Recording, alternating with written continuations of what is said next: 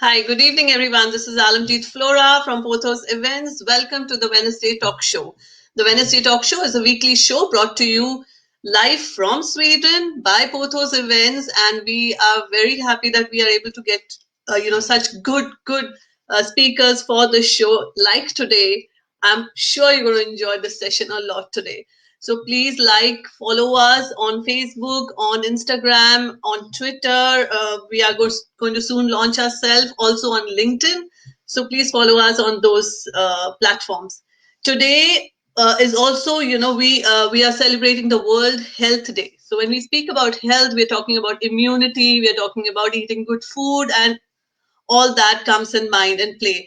But what about our spirituality? What about our soul? What about all those that needs to be healthy? And this is only given, the message is given through a lot of our religious books, one of them being Srimad Bhagavad Gita. Today we have with us Dr. Milind Agarwal. He's going to be speaking on this very profound knowledge built topic. A little bit about Dr. Milind Agarwal is that he is the founder and CEO of Quick Work Technologies.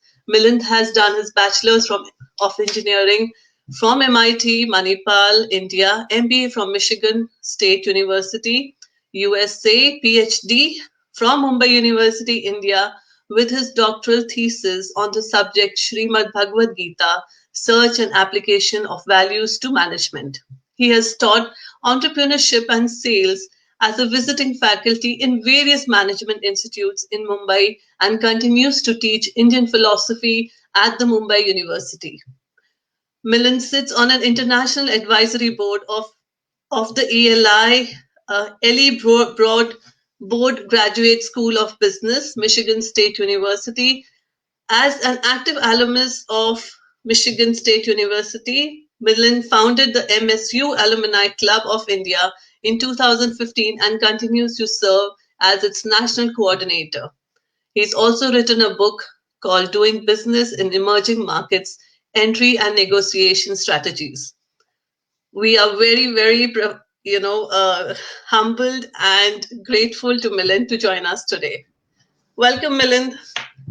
Thank you so much, Alamjeet, and welcome everyone on this talk show.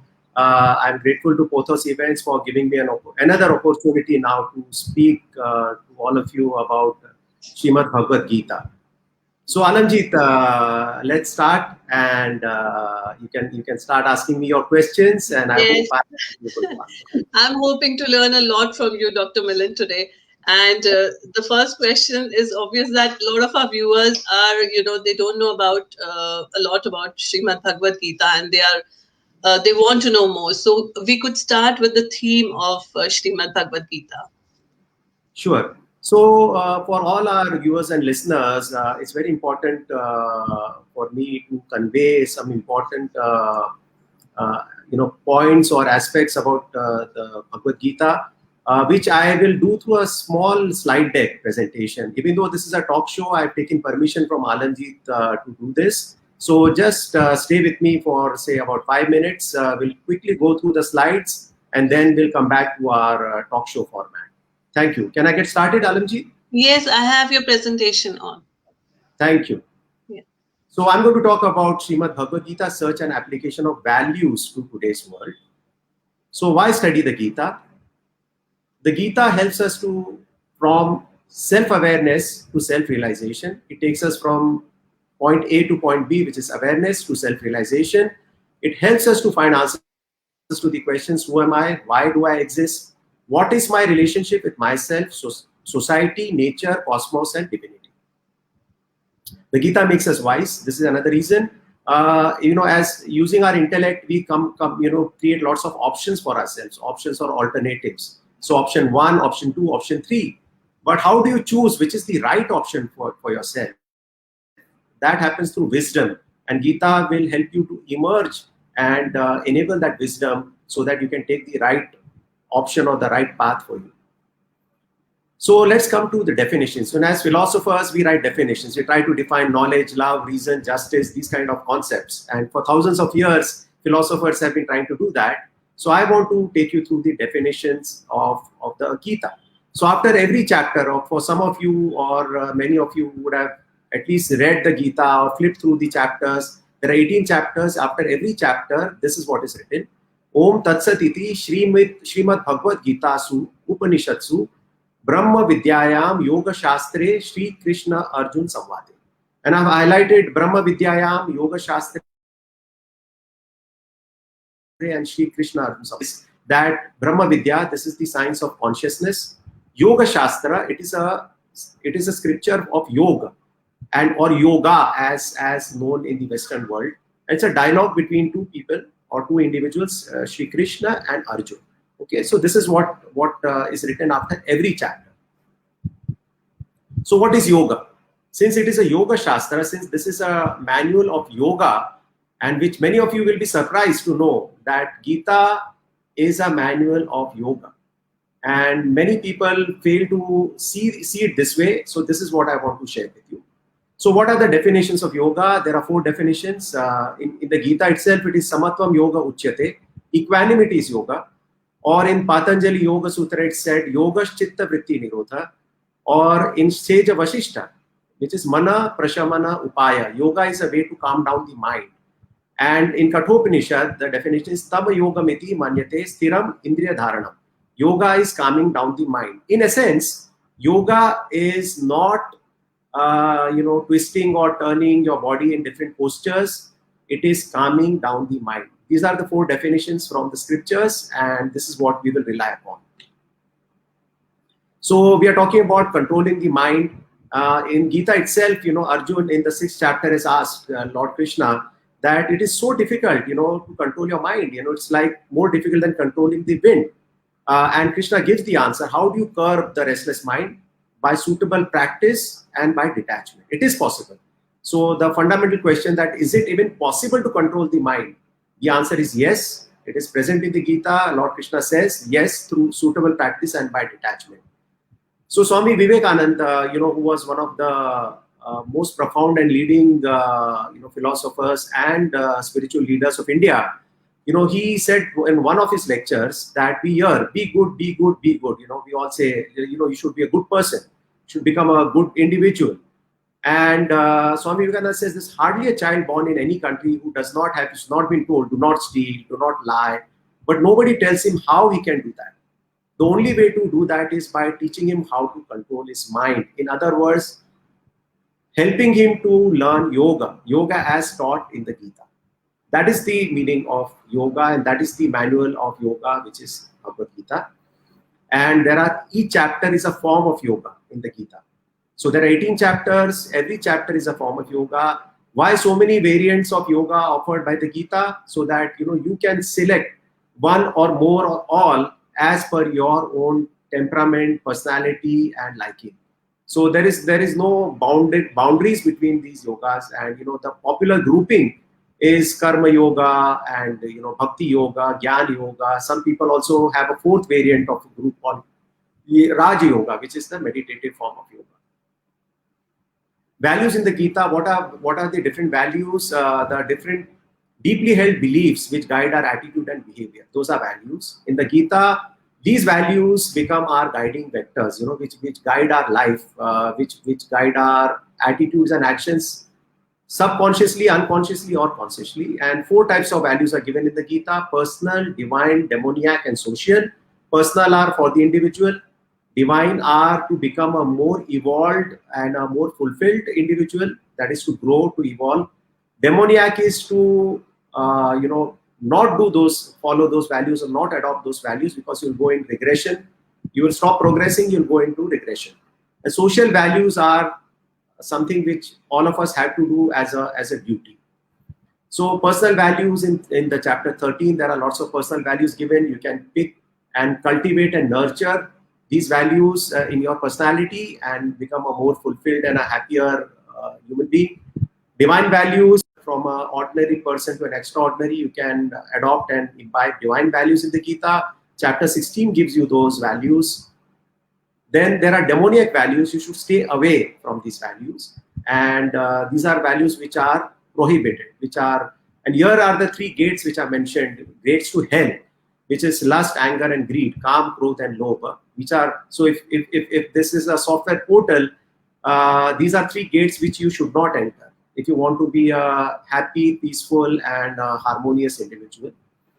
And the most important value is social value in the Gita, which says that Lok Sangra. So Lok Sangra means social well-being. Whatever we do, whether we run a business, whether we work for a company, whether we run a charity, or we are serving people in our families at home, whatever we might be doing in our life, the idea is that it should aim to create social well-being and harmony.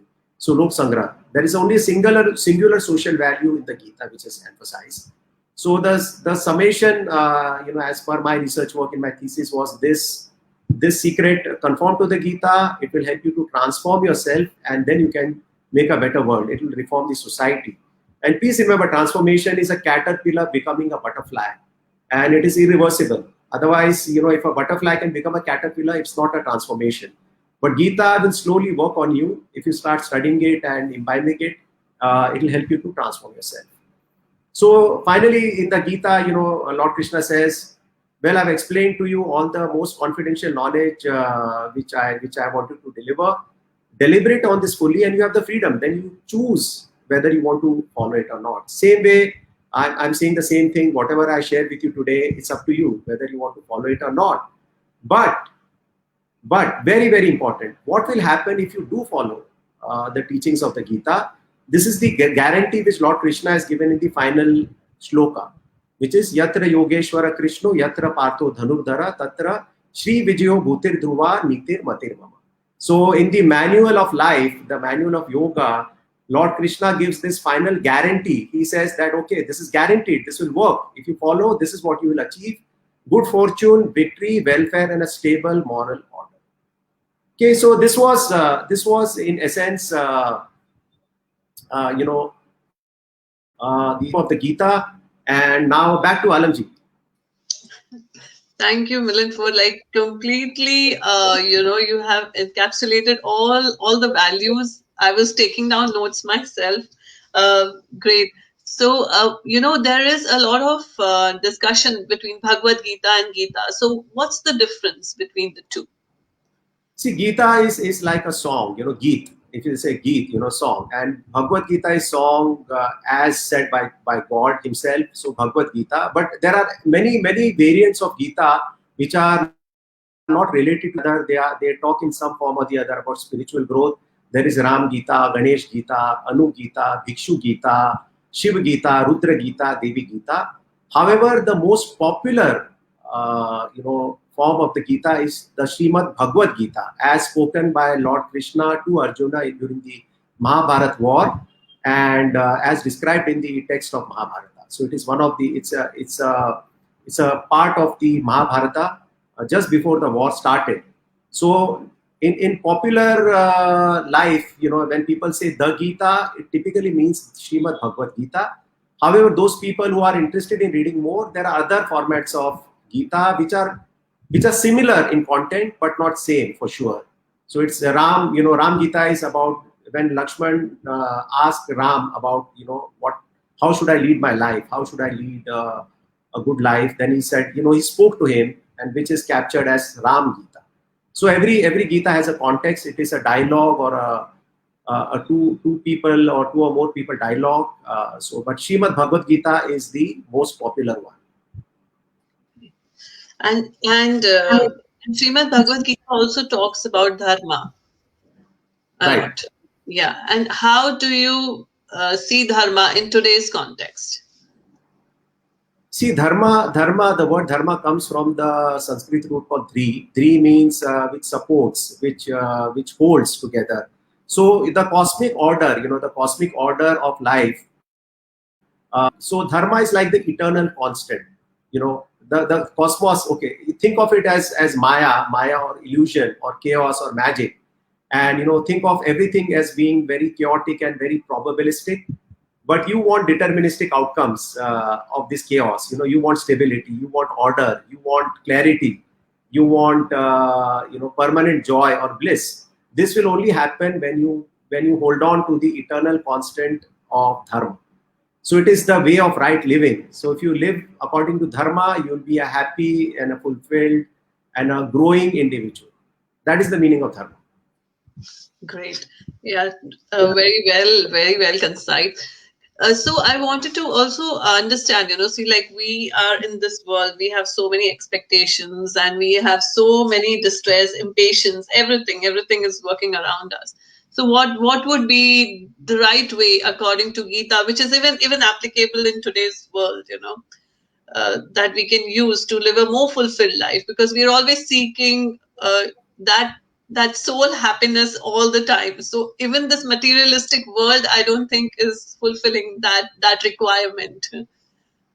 So, I draw the analogy, when I speak about the Gita to younger audiences at university or even in private groups, I tell them this following thing. Imagine you're a small child and, there is a beautiful amusement park, like Disney World.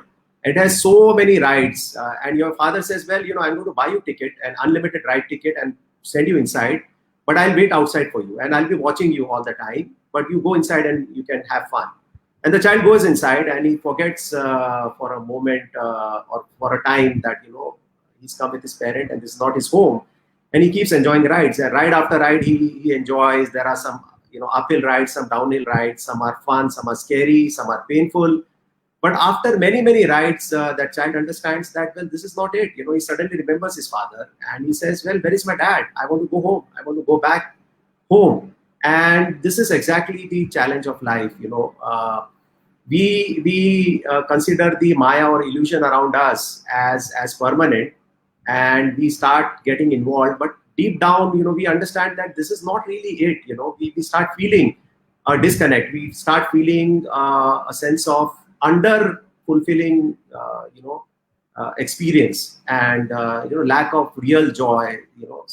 So that's the time when we start asking these questions: Who am I? Why do I exist? What is my purpose of existence? And when you start this journey, when you start this primordial question of who am I, that is when you need a text like Gita to guide you, because it has all those answers. So in a material life, in a chaotic scenario, how does the Gita help? It teaches you how to silence your mind, which is yoga. Yoga is mana prashamana upaya, chitta vritti nirodha. So once you learn the art of silencing your mind, wisdom will emerge. And the moment wisdom emerges, you know that this is like a light and sound drama in a movie theater. Except it's in 3-dimensional view.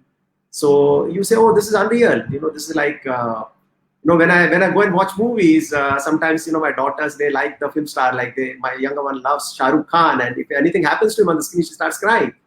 But that's not real Shah Rukh Khan. It's just a light and sound show on the screen which is playing. There's no real Shah Rukh Khan there, but she feels that is real. So that's the illusionary aspect of Maya. And the moment she's wiser, oh, this is just light and sound, this is not real, she will be wiser, and her mind will be calm and she'll be happy again. So it's the same principle applies with life. Thank you. Very well explained, really. We could relate to everything that you just mentioned. So we have a question from Mangla. She's asking dharma versus karma, which one is more important and why? So this is my interpretation, Mangla. Thank you for asking this question. And I also will I will draw your attention to a very, very important popular verse of Gita. Okay. So dharma, as I said, it's the eternal constant. It keeps the universe, it supports universe, the nature, life in general.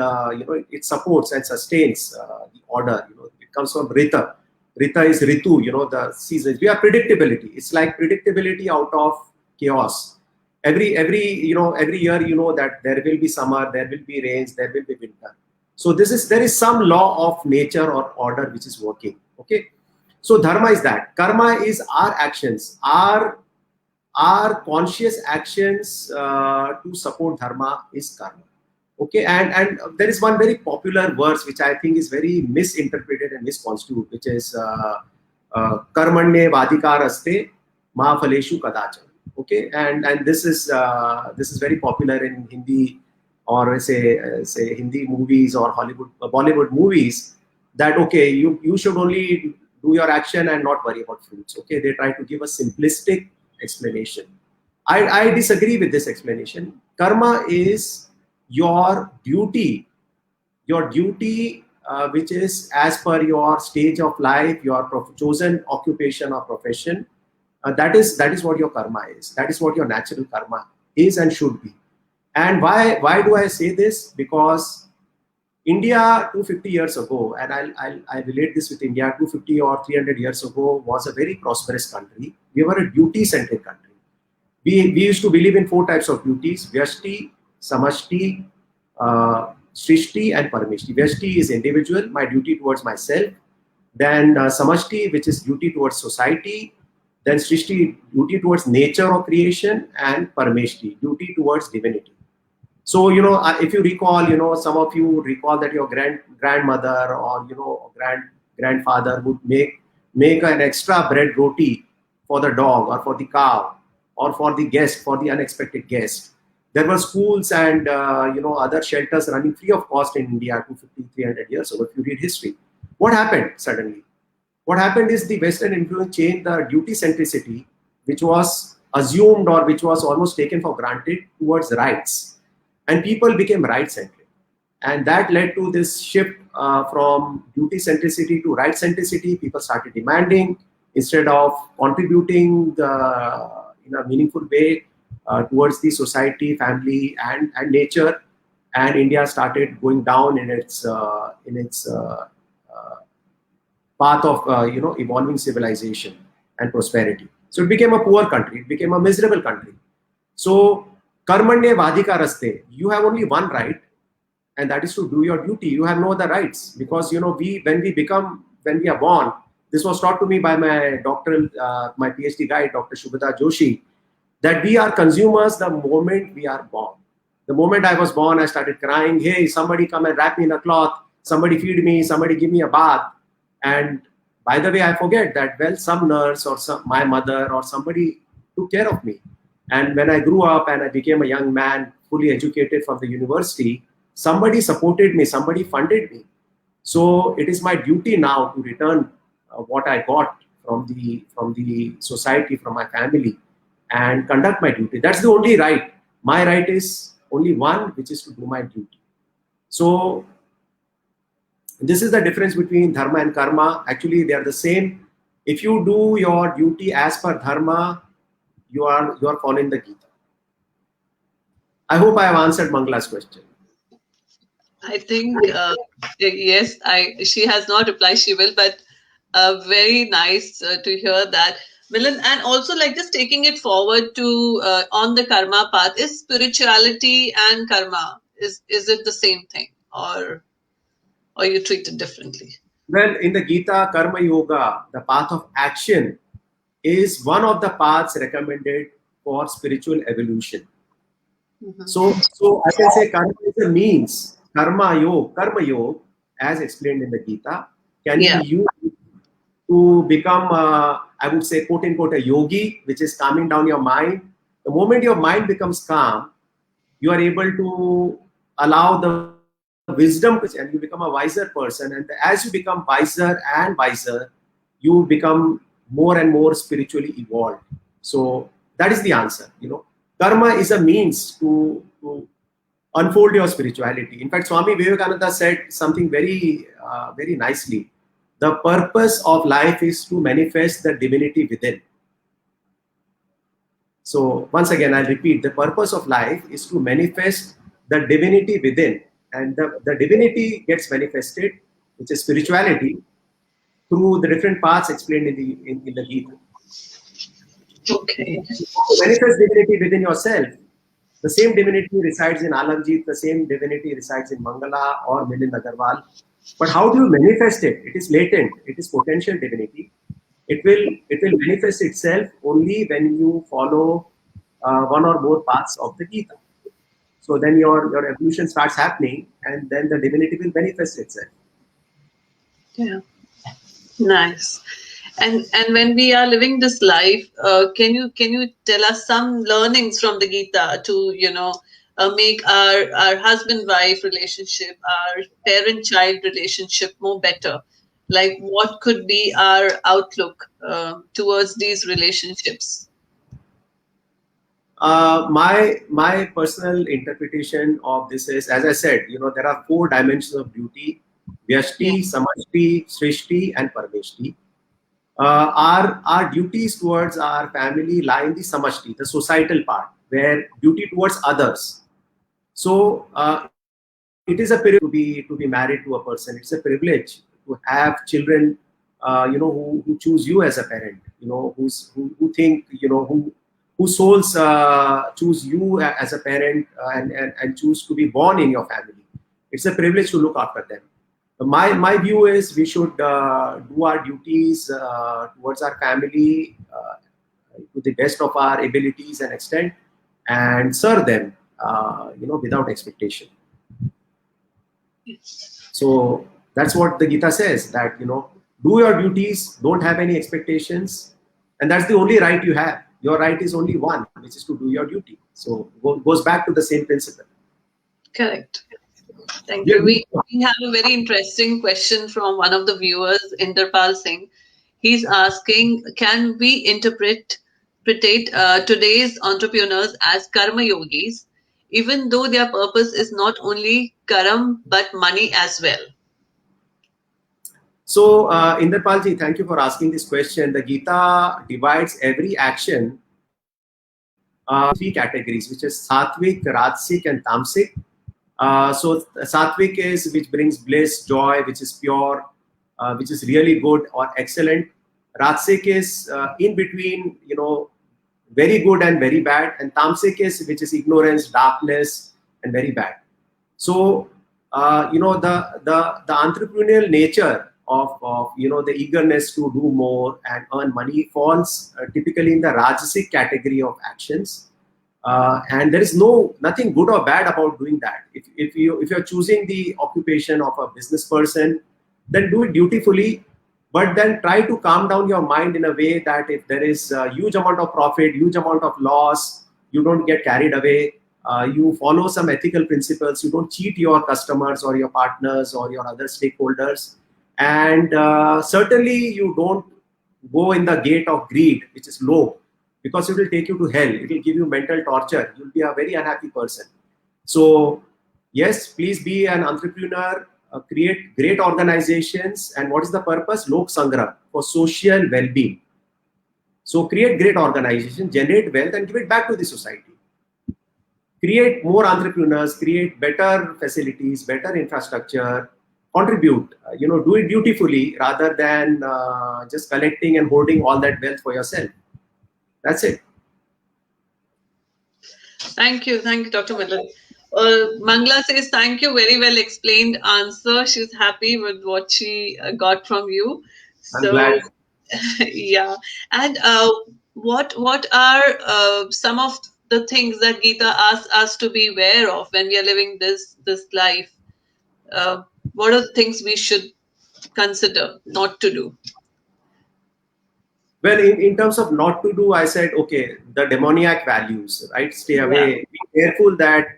See, I think the primary thing, at least which I learned from the Gita, is to be constantly aware of, trying to be aware of my thoughts, which earlier was not there. I used to be too engrossed in the rush of life. And you step back, slow down your breath, because that's what I learned, at a different in a different context. That the breath and mind are connected with each other. If you slow down your breath very consciously, you will see what kind of thoughts are passing through your mind, and you have to be careful that you don't end up harboring or nurturing demoniac value type of thoughts in your mind, because then it will start becoming your nature. So you have to be careful about that, and certainly, most certainly, stay away from Kam, Krodh, and Lobh, which is lust, greed, and anger. These 3 will give you a hell-like experience, not only at that moment, but also in the future. So this is what the Gita recommends. Thank you. Now, a very serious kind of a question because, because of COVID, we are every day hearing some bad news or the other. So, unfortunately. So, what does Gita explain about life and death, if you can? Okay, so I'll answer it in two parts. If we are talking about COVID, COVID is a challenge. Are we doing our duty towards it? That's the primary question. What is the duty? The stated duty is wear a mask, maintain social distancing, follow whatever is the state of knowledge. Whatever the state of knowledge is known to humanity, just follow those principles so that you not only protect yourself, also protect others who are around you. So that's what the Gita would say. If Lord Krishna was here right now, I'm sure he's here. But if he says it, he'll say that yeah, follow all the best practices, whatever the recommended guidelines are, as a duty, and not try to argue that I'm much smarter, I'm an intellectual, or I'm a very brave person. Okay, coming to life and death, the Gita says this is the only certain thing which certainty about life, which is once those who are die and those who are die will be born again. So life and death is a continuum in the Gita, and it's a cyclical continuum. You are, if I use the word trapped, you're trapped in this eternal cycle of life and death, unless and until you make an attempt to break this cycle and emerge out of it using yoga to calm down your mind, letting wisdom emerge, evolving yourself spiritually, and then manifesting the divinity within. Otherwise, you'll be in that same cycle. It's like staying in that amusement park. You'll never come out of it. You're always riding some joyride or the other, whether you're happy or not, but you're still in the amusement park, and you've forgotten that this is not your home. Your home is where your father and mother live, and that's outside the amusement park. Thank you for explaining that. And as we have come, I didn't just realize how the time just flew. And thank you so much to learn from you today. I was really looking forward to this one. Any last message for our viewers, Dr. Milind, from you? My personal, I can only relate my personal experience. The Gita has helped me grow at a personal, professional level. uh, and I become a calmer, more mature, a happier person, a more fulfilled person. I would say a more successful person on all dimensions. And people ask me, which Gita should I read, which commentary should I read? I say that okay, get started with any text, any Gita you have. In fact, Gita copies are available online for free. It's free knowledge available, free wisdom available anywhere and everywhere. But if you still insist on a text, there is a Gita Press Gorakhpur. There are commentaries available in multiple languages, simple translations from Sanskrit to Hindi, English, Marathi, even in foreign languages. I've seen French, German, and other versions too. Or you can go to ISKCON and buy a copy of the Gita that is more detailed, and it's a thicker book to read. Or you can buy a copy of the Gita from the Chinmaya Mission, Swami Chinmayananda. By the way, all the three are same or similar. There's no difference. The shlokas and the chapters remain the same. What I recommend is, if you cannot study it regularly, maybe you can join a study group. There are lots of study groups now which have become active, especially in the COVID-19 situation. If can't even do that, then keep a Gita at your bedside and read a shlok or two with a simple translation. You don't have to know Sanskrit. Just read the translation and go to sleep, because that will stay in your consciousness, subconscious mind, and it will work on you. It is like a magical medicine. Whether you like it or not, it works on you, and it'll make you a happier and a more successful person for sure. So read the Gita, study the Gita. That's my advice. Wonderful advice. Just 2 shlokas per day, no pressure, and it'll just work wonders for you. Yeah. Milind, I know I asked you for your last message before you go, but I have 2 questions coming up. If you would Please go ahead. answer. Yeah, we have time. Please go ahead. Yeah. Okay, firstly, thanked you, and he liked the way you explained about his, entrepreneurship question. And we have a question from Monica. What's your guidance on results of karma?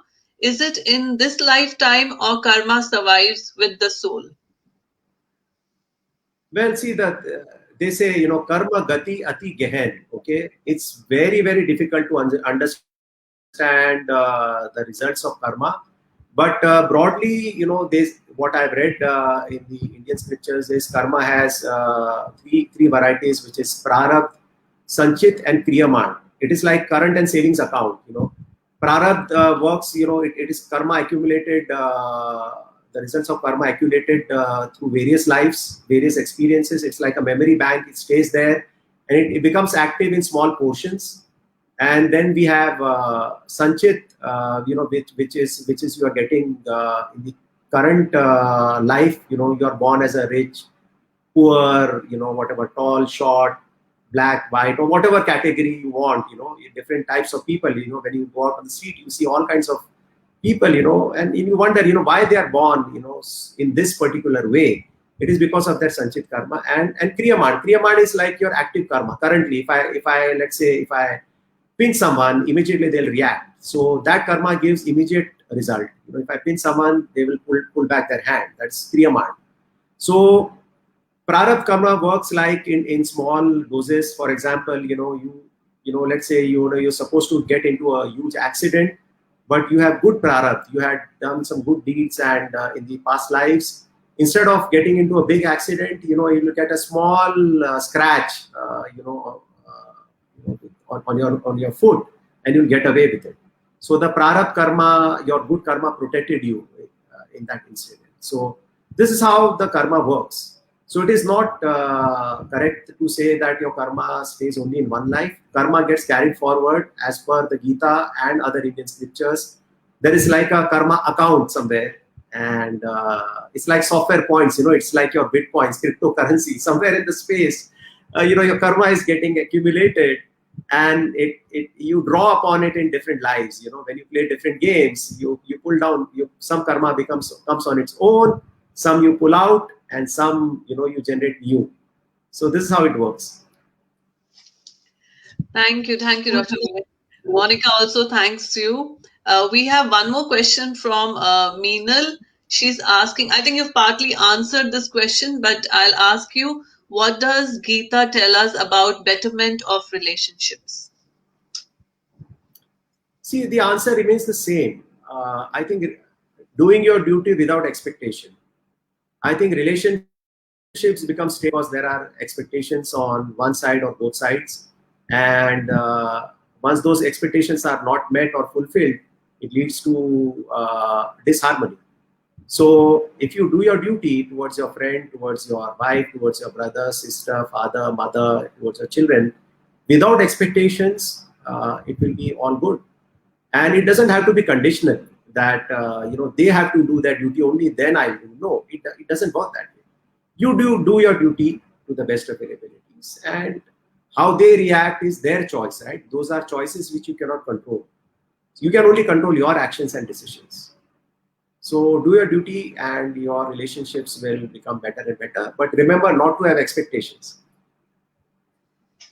Very true. A great, thought that we need to keep constantly with us. No expectations. We have one more question from Sapna. Again, I think you've partly answered it, but if you have something more, please let me know. Is that she's asked for some more habits, simple habits, which we can do that can help us inculcate the teachings of Gita. As I said, bare minimum is read a shlok while you go to bed. A shlok with the translation. Don't have to overanalyze. Is the Sanskrit? See Gita. Okay, and let me share the real secret of the Gita. This is my personal experience. It doesn't matter, you know, who believes in it or not. Just like in the Sikh religion, the Guru Granth Sahib is considered as a life guru. It is not a textbook. It is not a book.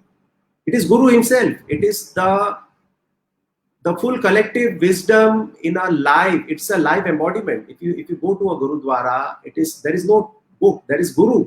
It's the Guru there. Same way, Bhagavad Gita is a live document. It's a live text. The moment you start reading it, it will start talking to you. and slowly, you will start the shlokas emerging in your mind in different life situations, and it will help you to calm down and start becoming more calmer, happier, and more joyful. Certainly, it will empower you. It will make you more confident and more composed. So start reading it, rather than over analyzing. Oh, should I read this commentary or that commentary at what time? Instead of trying to convert it into a ritual, which one will never be able to follow in this modern lifestyle, do your little bit. It is like your homeopathy medicine. The small pills people take. I don't know, whether they work or not. I believe there is a faculty of homeopathy which people use to treat themselves. Those small sugar pills. It's like Gita. One shlok a day. It will start working on you, whether you like it or not. So, and of course, it's going to work for your betterment. So it's not going to. Certainly, as I said, the guarantee comes from Lord Krishna himself. Yatra Yogeshwara Krishna, Yatra Partho Dhanurdhara, Tatra Shri Vijayo Bhutir Dhruva Nitir Matir Mama. Do you want to be wealthy? Read the Gita. Do you want to be happy? Read the Gita. Do you want stable moral order in your family and the society around you? Read the Gita. That's what the guarantee Lord Krishna is giving. I have nobody to give that guarantee. It's like a product which comes with an eternal guarantee. So read the Gita, enjoy the journey of studying the Gita, and you'll realize, as you go deeper and deeper, and you'll start enjoying it.